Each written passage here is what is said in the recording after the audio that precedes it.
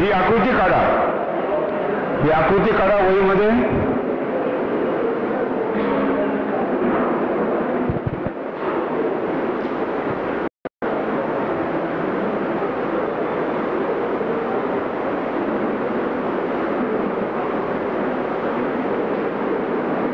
रोपवाटिका झाली की संपून टाकू आपण, आजचा कोर्स संपून टाकू.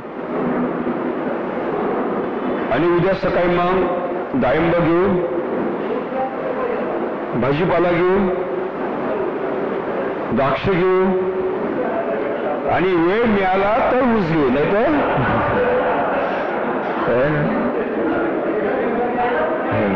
ठीक आहे. लिहा, हे काढा घ्या. वेळ मिळाला तर पाहू मग पुढे. नाही घेऊ, ऊस घेऊ, म्हणजे तुम्हाला झोपा लागणार नाही रात्री. हा, हे काढा. तर ते काढली. या रोपवाटिकेच्या जागेवर, रोपवाटिकेच्या जागेवर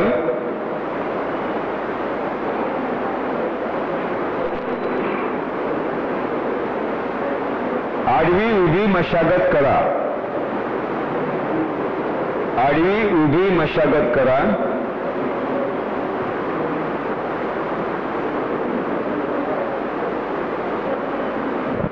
शेवटल्या पाळीच्या आधी, शेवटल्या पाळीच्या आधी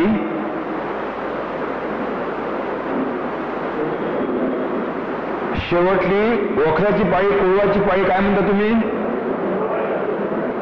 शेवटल्या कुळवणीच्या आधी एका गुंठ्याला 10 किलो, एक गुंठा जाग्याला 10 किलो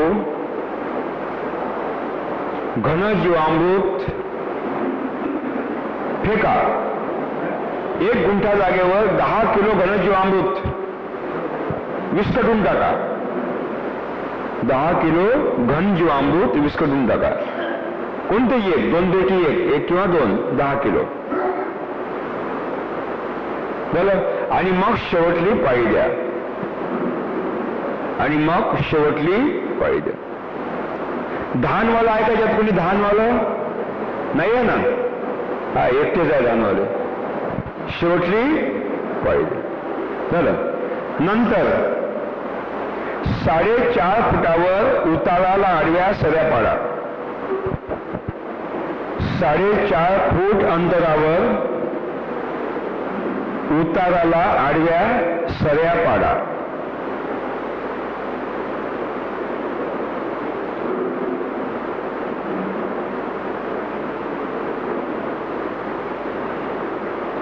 सरीची चढलेली माती, सरीची चढलेली माती वरंब्यावर पसरून टाका.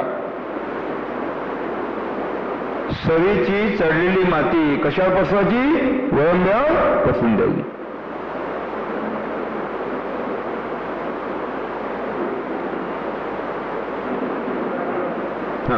सरीची रुंदी 1.5 फूट येईल. सरीची रुंदी 1.5 फूट येते आणि वरंब्याची रुंदी 3 फूट येते. सरीची रुंदी 1.5 फूट आणि वरंब्याची रुंदी 3 फूट.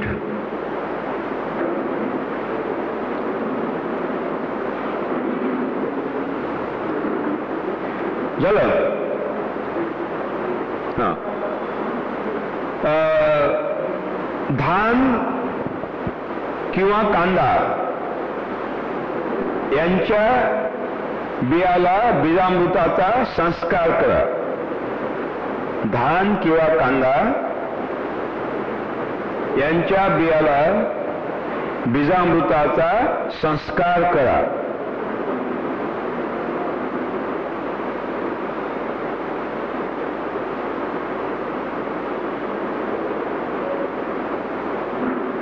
जर मिरची, वांग, टमाटर, जर मिरची, वांग, टमाटर, कोबी, पानकोबी, ब्रोकोली, ब्रोकोली कोबीचा एक प्रकार आहे. यांचं बारीक बी असेल, या पिकांचं बारीक बी असेल, बारीक बी असेल ना, बिलकुल पातळ असते छोटं, तर त्या बियाला म्हणजे जे निवडलं पीक आहे त्या निवडलेल्या पिकाच्या बियाला बीजामृताचा संस्कार करा, बीजामृताचा संस्कार करा. निवांत लिहा, बीजामृताचा संस्कार करा. आणि जेवढं बी आहे लिहा, जेवढं बी आहे वजनानं, जेवढं वजनानं बी आहे त्याच्या 10 पट, जेवढं वजनाचं बी आहे त्याच्या 10 पट वजनाचं, 10 पट वजनाचं वाळलेलं व साळलेलं घनजीवामृत, वाळलेलं व साळलेलं घनजीवामृत बियात मिसळा. 10 पट म्हणजे 100 ग्रॅम, 10 ग्रॅम बी असेल तर किती, 100 ग्रॅम मिसळ. हे कायसाठी मिसळायचं? कारण बी पाडताना, टाकताना त्याच्या पुंजके पडू नये, बी कसं मोकळं पडावं. नाही तर काय होते, आपल्या बोटाला काय होतं, पुंजके पडतात, ते होऊ नये म्हणून मिसळून घ्या. चला हां, आता लिहा. वरंब्याच्या पृष्ठभागावर, वरंब्याच्या पृष्ठभागावर 1 सेंटीमीटर जाडीचा, वरंब्याच्या पृष्ठभागावर 1 सेंटीमीटर जाडीचा घनजीवामृताचा थर टाका, घनजीवामृताचा थर टाका.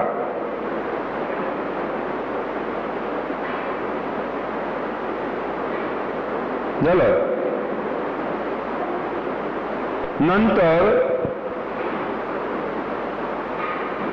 पेनाच्या आकाराची काडी घेऊन, पेनाच्या आकाराची काडी घेऊन, काठी छोटी, पेनाच्या आकाराची काडी घेऊन वरंब्यावर उताराला आडव्या, वरंब्यावर उताराला आडव्या रेघा पाडा, रेघा पाडा बी टाकण्यासाठी.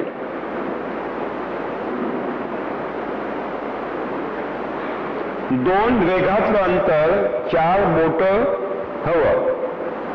2 रेघातलं अंतर किती पाहिजे, 4 बोट. 4 बोट म्हणजे किती इंच, 3 इंच. 2 रेघातलं अंतर किती पाहिजे, 4 बोट, 3 इंच. झालं.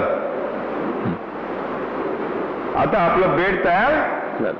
आता लिहा, जे पीक निवडलं असेल, लिहा, जे पीक रोपवाटिकेसाठी निवडलं असेल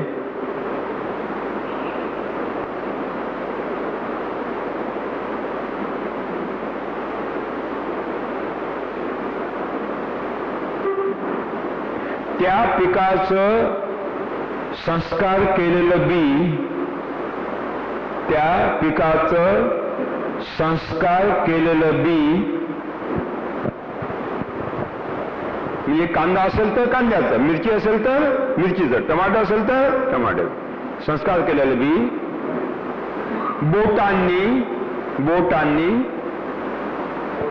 बोटांनी, बोटांनी त्या रेघामध्ये पातळ पातळ पेरा, बोटांनी रेघामध्ये पातळ पातळ टाका.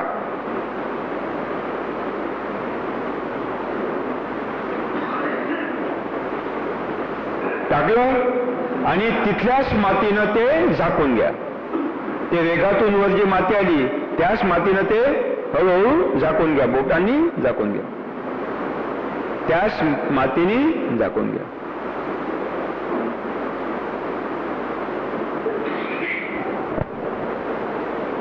इथपर्यंत ठीक आहे. हा, आता या एक झारी घ्या. झारा काय म्हणता तुम्ही त्याला? झारी. झारीमध्ये जीवामृत घ्या आणि झारीनं वळंब्यावर जीवामृत शिंपडा दाट. झारीने वळंब्यावर जीवामृत शिंपडा.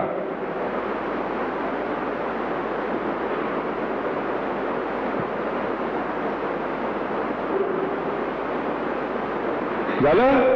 हा, आणि नंतर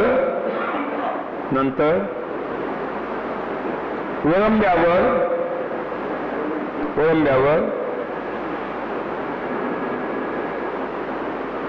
3 ते 4.5 इंच 3 इंच ते 4.5 इंच जाडीचा आच्छादनाचा थर टाका. गवत टाका, धानाचा भुसा टाका, आच्छादन टाका. झाकून घ्या ते बेड. 3 इंच ते 4.5 इंच जाडीचा आच्छादन झाकून टाका बेड. झाकलं. नंतर बेडवर झाऱ्याने एवढं पाणी शिंपडा. नंतर त्या आच्छादनावर झारीने एवढं पाणी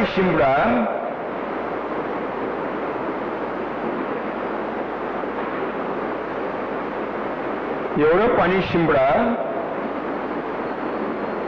दाट की ते पाणी आच्छादनामधून झेपून आतमध्ये जाईल. ते पाणी आच्छादनामधून झेपून आतमध्ये जाईल व वळंब्याच्या आतमध्ये बियाच्या खाली ओलावा जाईल.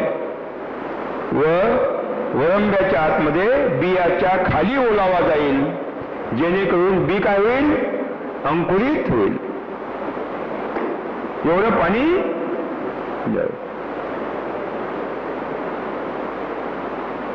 झालं. ऑक्टोबर नोव्हेंबर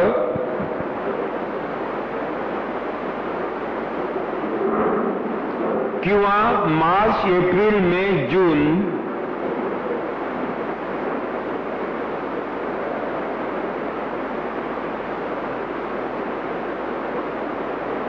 या महिन्यामध्ये रोपवाटिका घेतली असेल,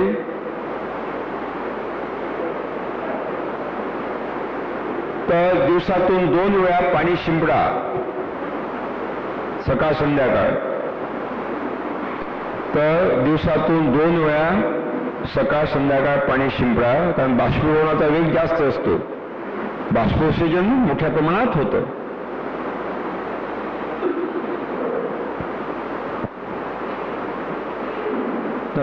बाकीच्या महिन्यामध्ये सायंकाळी 1 वेळेस पाणी शिंपडा.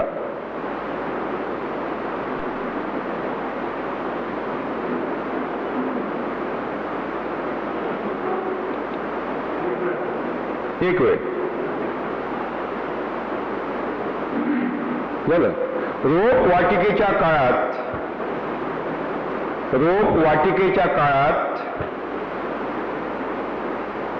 जर हवेचं तापमान 36°C वर चढलेलं असेल, 36°C वर चढलेलं असेल, तर काय केली पाहिजे? आपल्याला वरून काय केली पाहिजे? सावली केली पाहिजे. तर वरून गोंदपाट किंवा गवताची सावली केली पाहिजे. एक मांडव केला पाहिजे तात्पुरता.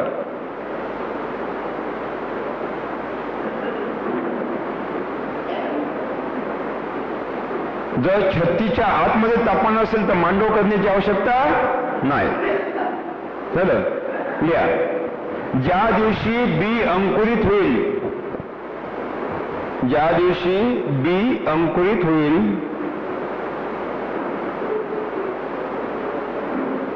त्या दिवशी आच्छादन हटवून टाका, काढून टाका. ज्या दिवशी बी अंकुरित होईल त्या दिवशी आच्छादन हटवून टाका, काढून टाका आणि झारीने पाणी द्या.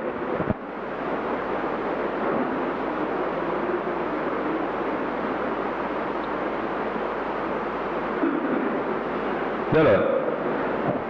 वळंब्यावर खुरपण करून, वळंब्यावर खुरपण करून तणाचं नियंत्रण करा व जमिनीमध्ये हवा खेळवा. वळंब्यावर खुरपण करून, खुरपण म्हणताना काय म्हणता तुम्ही? खुरपण करून तणाचं नियंत्रण करा व जमिनीमध्ये हवा खेळवा.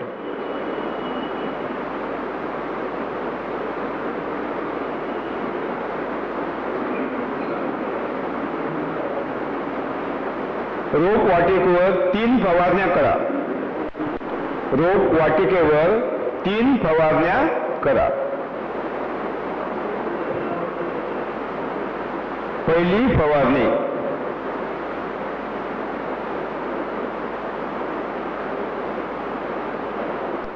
बी उगवल्यानंतर 7 दिवसांनी. पहिली फवारणी बी उगवल्यावर 7 दिवसांनी.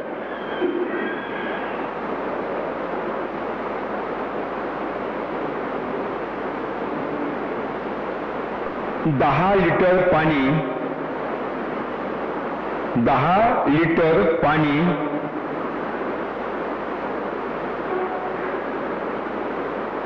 आणि 200 मिली कपड्यानं गाळलेलं जीवामृत. 10 लिटर पाणी, 200 मिली फडक्यानं गाळलेलं जीवामृत. पहिला फवारा, पहिला फवारा.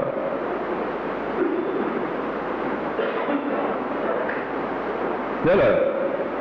तिथून दुसरा फवारा 7 दिवसांनी. पहिल्या फवारणीनंतर 7 दिवसांनी दुसरी फवारणी.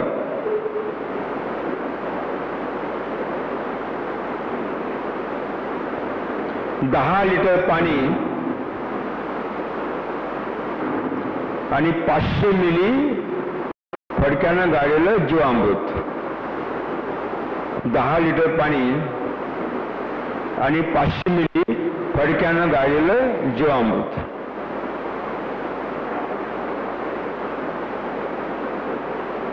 शेवटली फवारणी, शेवटली फवारणी रोप लावणीच्या 5 दिवस आधी. रोप लावणीच्या 5 दिवस आधी.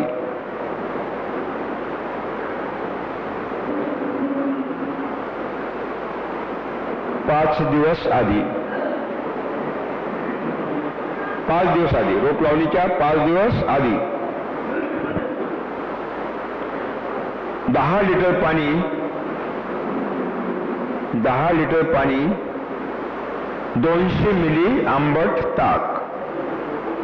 10 लिटर पाणी, 200 मिली आंबट ताक. अतिशय सुंदर रोप तुम्हाला मिळतं. समान उंचीचं हिरवंगार एक एक रोप कामी येतं.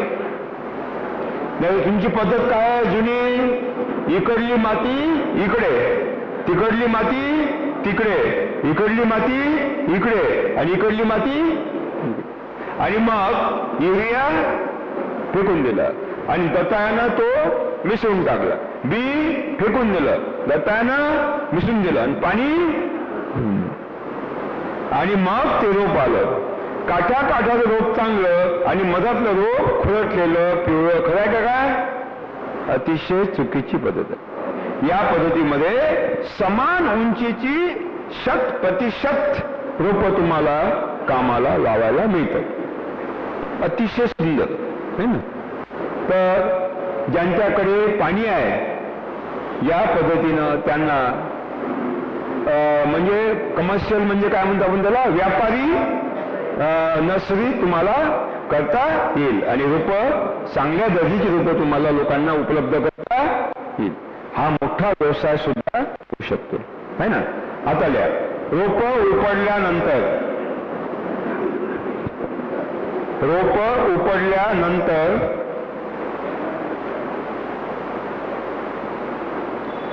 अर्थात वरंब्याहून बेडवरून रोप उपडल्यानंतर रोपांच्या मुळ्या बीजामृतात बुडवा आणि लावणी करा. रोपांच्या मुळ्या बीजामृतात बुडवा आणि लावणी